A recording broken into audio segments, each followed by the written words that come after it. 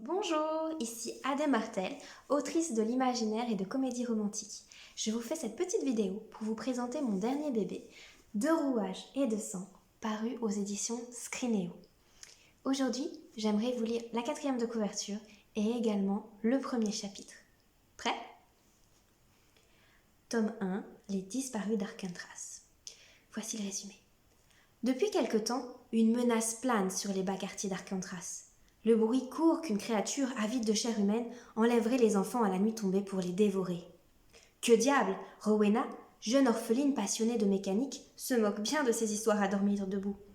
Jusqu'au jour où son ami, œil de pirate, disparaît lui aussi dans d'étranges circonstances. Résolue à le retrouver, Rowena et son fidèle chat à la patte mécanique, Monsieur Gratouille, s'enfoncent dans les profondeurs d'Arkentras. De son côté, Eugène Bassompierre, un journaliste issu de la bonne société, se voit chargé d'enquêter sur ces disparitions. Sur les traces du monstre, les destins d'Eugène et Rowena vont s'entremêler. Que se passe-t-il réellement dans la ville ? Et si la vérité s'avérait pire que tout ce qu'ils pouvaient imaginer ? Plongés dans les bas-fonds d'Arkentras, où le danger se cache à chaque coin de rue. Prêt pour le premier chapitre ?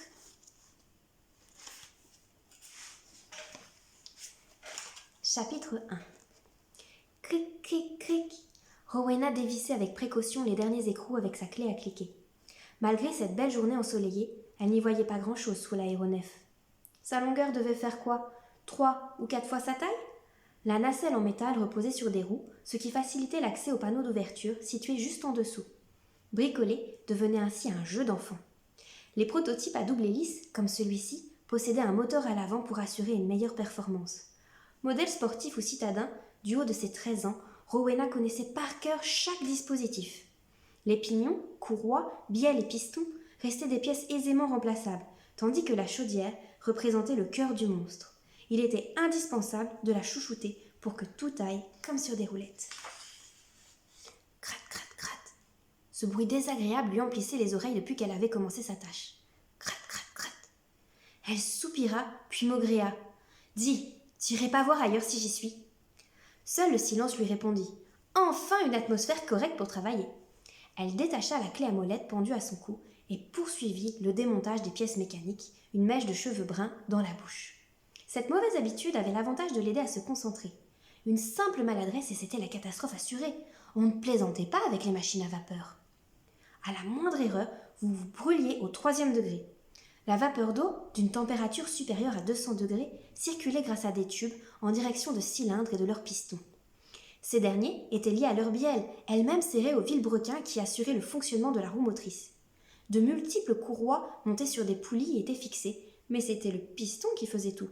Sans lui, pas de transformation du mouvement de va-et-vient en mouvement circulaire, et donc immobilité totale de la bête.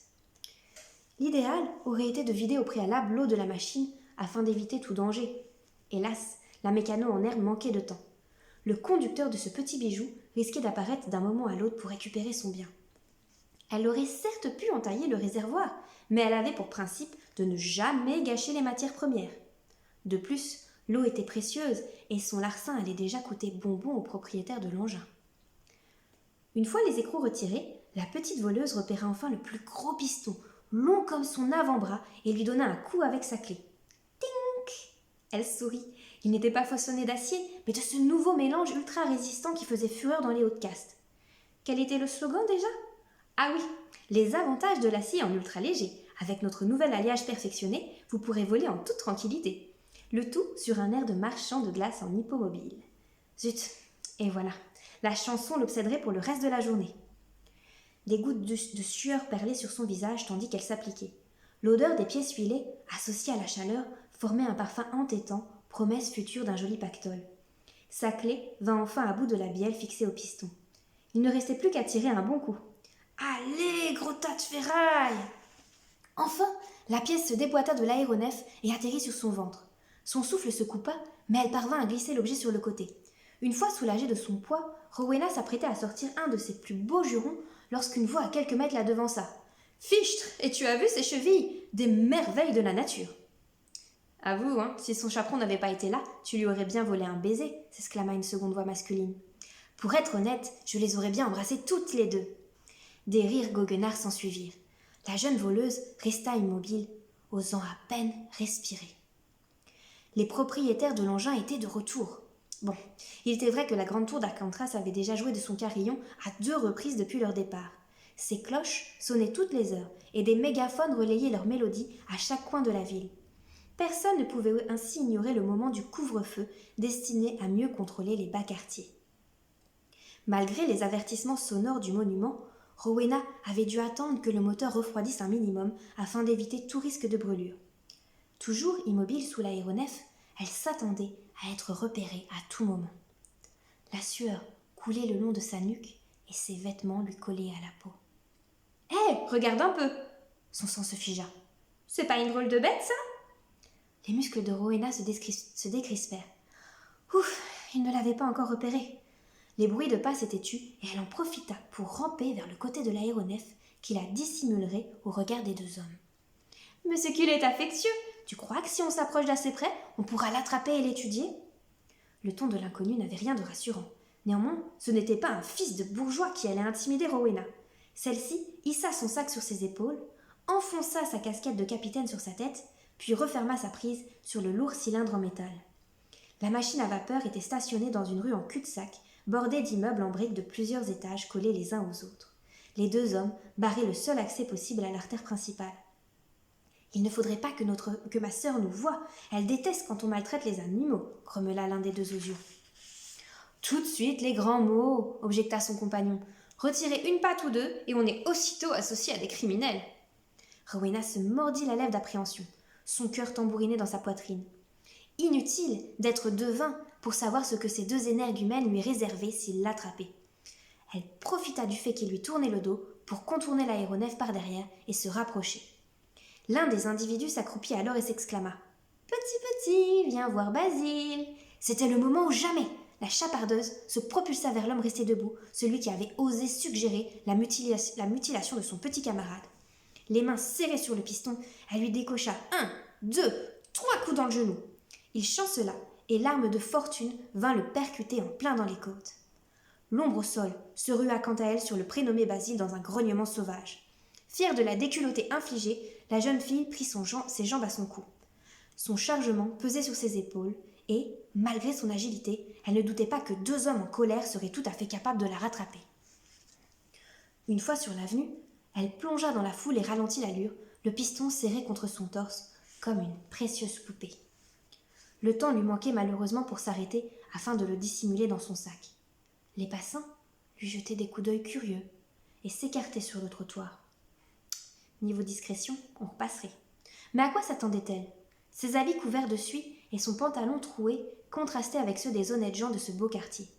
Les hommes, en costume noir, tenaient à leurs bras de magnifiques femmes vêtues de robes corsetées aux couleurs aussi variées que celles de l'arc-en-ciel. Les rubans multicolores de leurs chapeaux virevoltaient au vent. On aurait dit des cerfs-volants. Leur rebord était si large que les rayons du soleil ne pouvaient atteindre la moindre parcelle de la peau laiteuse de ces dames. Rowena s'essuya les joues d'un revers de bras avant de regarder la manche de sa veste, initialement verte et désormais noire de crasse. Son visage devait vraiment être très sale. « Par là !» hurla une voix en colère. Son sang ne fit qu'un tour. Elle se remit à courir à toute allure, bousculant les gens sur son chemin. Le produit de ces différents larcins cachés dans son sac était lourd, sans compter le poids du piston toujours serré contre elle. Elle ne pourrait maintenir le rythme bien longtemps. Elle remarqua alors une petite ruelle plongée dans l'obscurité et s'y engouffra. Les lieux semblaient déserts. Rowena se fraya un passage entre les dizaines de poubelles métalliques débordant de détritus, se cacha derrière l'une d'elles avant de se laisser glisser contre le mur froid et humide. Son cœur battait la chamade. Elle emprisonna le piston, son trésor, dans ses bras. Elle aurait voulu tendre l'oreille, mais les tambourinements dans sa poitrine rendaient ses efforts vains. Les secondes défilèrent, incroyablement longues. Soudain, une bouteille se brisa. S'ensuivit le fracas d'une poubelle qui s'étalait sur le sol. La petite voleuse se recroquevilla un peu plus sur elle-même, tandis qu'un des bacs qui la camouflait bougeait lui aussi. Elle resserra sa prise sur le piston, retint sa respiration et l'ombre jaillit de sa cachette. Le cœur de Rowena s'emballa avant de retomber brutalement. Une petite tête, aux oreilles pointues, la contemplait. Des lunettes d'aviateur cuivrées dissimulaient ses yeux et surmontait deux belles et grandes moustaches. Plus encore, ce qui rendait vraiment unique cette bête, Tigré, était le système mécanique qui lui servait de patte avant droite. La créature émit un miaulement, puis s'assit pour se gratter. « Monsieur Gratouille !» s'exclama Rowena avec joie. Elle laissa tomber le piston par terre et prit le félin dans ses bras. Son pelage brun rayé de noir ressemblait à celui de la plupart des chats de gouttière, mais là s'arrêtait toute comparaison. Il appuya sa patte artificielle contre l'épaule de sa maîtresse pour l'éloigner avec suffisance. Il mouvait cette excroissance mécanique sans la moindre difficulté, comme une part intégrante de lui-même. « Oh, c'est bon, excuse-moi, je ne voulais pas froisser ton illustre pelage !» marmonna l'adolescente. Les coussinets à nouveau sur la terre ferme, Monsieur Gratouille tourna le dos à Rowena. Cette dernière leva les yeux au ciel et ajouta « Mais oui, je sais, tu es le meilleur. C'est grâce à toi si je m'en suis sortie. » Il s'assit et commença à se lécher d'un air dédaigneux la patte avant non mécanisée. Les excuses de la jeune fille n'étaient pas suffisantes à son goût. Celle-ci tenta le tout pour le tout, emprunta sa voix la plus mielleuse et le congratula avec affection. « Tu es le plus beau et le plus courageux de tous les chats !» Ses petits doigts lui grattèrent l'arrière de l'oreille. Le félin capitula. Ses ronronnements de plaisir résonnèrent dans toute l'impasse. Tout à coup, ils sursautèrent de concert.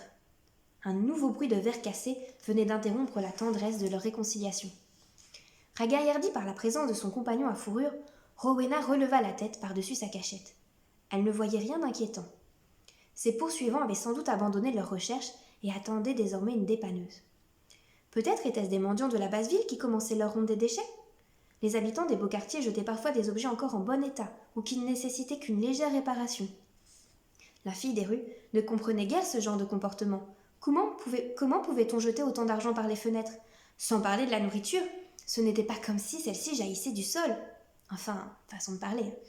On lui avait un jour raconté que les légumes poussaient dans la terre. Si cela était vrai, Rowena s'était promis de ne jamais plus en manger. Rien qu'imaginer sa nourriture grandir dans le mélange de boue et de fange qui recouvrait les rues d'Arcantras lui provoquait des hauts-le-cœur. Enfin, si tous ces restes faisaient le bonheur des plus malheureux, qu'en serait-il donc de ces petits trésors ? Il était hors de question de s'attarder et de prendre le risque de le découvrir. Rowena sortit à 4 pattes de son abri, puis se redressa, Monsieur Gratouille sur les talons. Un nouveau bruit résonna, et ils tournèrent tous les deux la tête vers le fond de la rue. Des ordures gisaient sur le sol. Un raclement étrange retentit, à la fois strident et inquiétant. Un nouveau conteneur se renversa, puis un troisième. Le crissement leur parvenait de plus en plus fort. Le matou se colla à la jambe de Rowena, tandis que le bruissement métallique se rapprochait. « Gratte » chuchota Rowena d'une voix peu assurée. Un miaulement plaintif lui répondit. Des voix s'élevèrent alors au loin, et Rowena crut reconnaître celle de leurs poursuivants. Si Gratte et elle osaient sortir de la ruelle, ils risquaient de se faire repérer. Oui, mais si les deux hommes se révélaient être des enfants de cœur en comparaison de ceux qui se dissimulaient ici ? Soudain, tout s'accéléra. Les poubelles tombèrent les unes après les autres, se rapprochant inéluctablement de la jeune fille et de son chat. Le courageux Monsieur Gratouille s'enfuit à toutes pattes. Rowena l'imita cette fois, sans hésiter. Je vous remercie d'avoir écouté cette petite vidéo jusqu'au bout. Donc n'hésitez pas si le livre vous intéresse. C'est 2 rouages et 2 sangs de A.D. Martel aux éditions Scrinéo. Il s'agit du tome 1. Le tome 2 sortira au mois de septembre et marquera la fin de l'histoire. En attendant, si vous voulez en savoir plus, n'hésitez pas à aller sur le site de scrinéo.fr ou encore sur mon site admartel.com. Je vous remercie. À bientôt, j'espère.